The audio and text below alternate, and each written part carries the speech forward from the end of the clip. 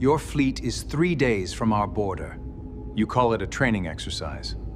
It is a training exercise. It has to be. The Ithrel Concorde had never once been lied to. Not by their own kind, and not, until 3 years ago, by any species they had met among the stars. It was not a matter of honor. It was biology.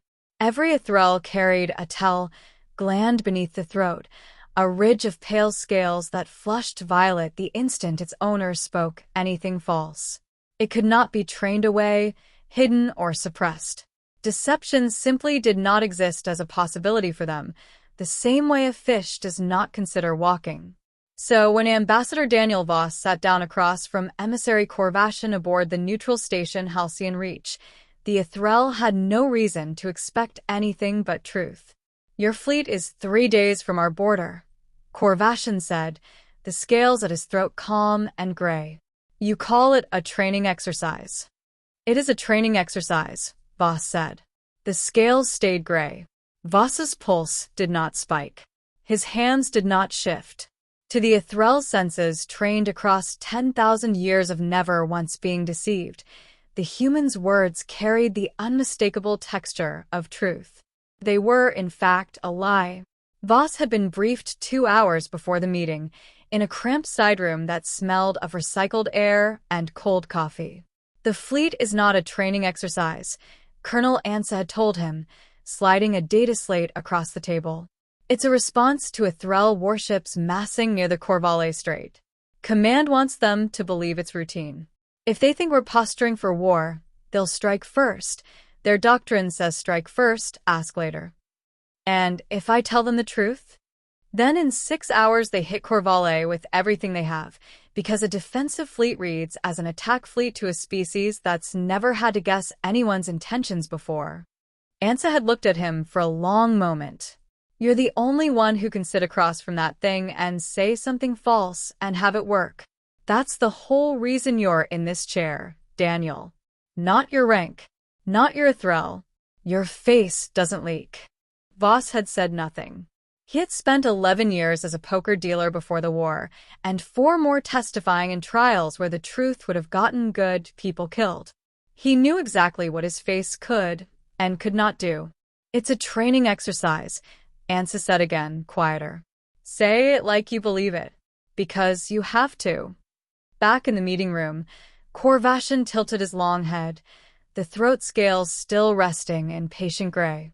"Then explain," the emissary said, "why a training exercise requires live ordnance." "Standard procedure," Voss said. "We don't train with blanks anymore. Too many accidents in the last century taught us that." Gray. Steady gray. Korr'Vashan second, a smaller Ithrel named Sess, leaned toward the emissary and made a low clicking sound, the Ithrel equivalent of a whisper, though none of them ever needed to whisper anything false. "He is telling the truth," Sess murmured, "as he always has." Korr'Vashan studied Voss the way one studies a photograph, looking for the seam that never came. In 3 years of tense negotiations, favorable trade routes, and one near-catastrophic border dispute, the human ambassador had never once shown the violet flush of deception. The Ithrel had come to trust him more than they trusted their own diplomats, because a lie, to them, was a physical impossibility, and Voss had simply never told one. Until today. "I will bring this to the Concord elders," Korr'Vashan said finally. "If your fleet withdraws by the border date, we will stand down our own vessels at Korr'Vashan."